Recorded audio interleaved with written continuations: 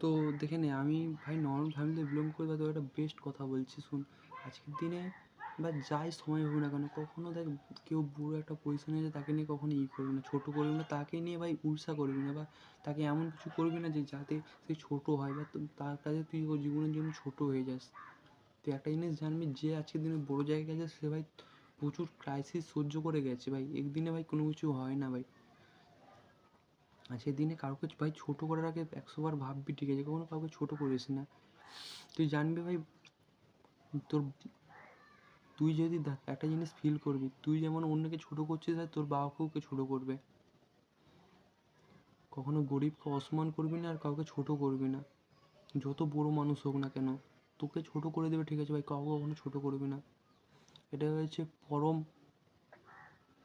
ভাই ঈশ্বরের দান এটাই। কাউকে কোনোদিন ছোটো করবি না, আর কাউকে তুই কখনো অপমান করবি না ভাই। তাকে সিম্পলভাবে বলবি ভাই যে ভুল হয়েছে, যা হয়েছে। ঠিক এগুলো ভাই, এগুলো এই জিনিসগুলো দেখ, আমরা নর্মাল ফ্যামিলি থেকে বিলং করি, আমাদের মধ্যে এই জিনিসগুলো খুব আছে যে আমরা অন্যকে সম্মান করি, খুব সম্মান করি যে কোনো ক্ষেত্রে ভাই। আমরা নর্মাল ফ্যামিলি থেকে বিলং করি মানে আমাদের ইমোশন প্রচুর ভাই। আমরা গরিব ফ্যামিলি থেকে বিলং করি, আমাদের প্রচুর ইমোশন।